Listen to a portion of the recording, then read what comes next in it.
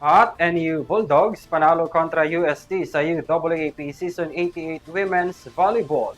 Kampihan na sa report ni Kyle Basa. Pinakita ng National University Bulldogs ang pagiging defending champs ng universidad. Tinalo nila ang University of Santo Tomas Golden Tigresses kahapon sa kanilang unang laro ng UAAP Season 88 Women's Volleyball Tournament sa MOA Arena.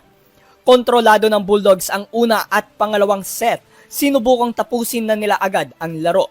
Ngunit nakasungkit pa ng isa ang Tigresses at nagkaroon pa ng matinding pagtutuos sa pang-apat. Nagkaroon ng tsansa ang UST upang i-force ang laro sa deciding set. Nasa kanila ang kalamangan at momentum para umabot ito sa final set. Sa crunch time ng pang-apat na set, dito nagpakita ng puwersa ang NU rookie ace na si Samantha Cantada. Umiskor siya ng 7 sa last 10 points ng kanyang koponan. Kasabay nito ang 3 service aces na nagbigay kalamangan sa laro.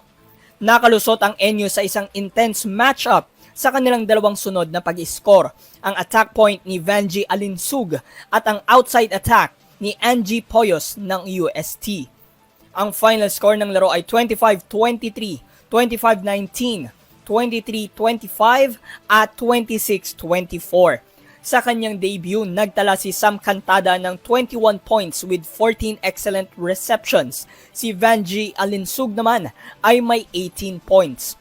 1-0 na ang record ng NU Bulldogs habang ang UST Golden Tigresses ay 0-1 sa Season 88 ng UAAP Women's Volleyball.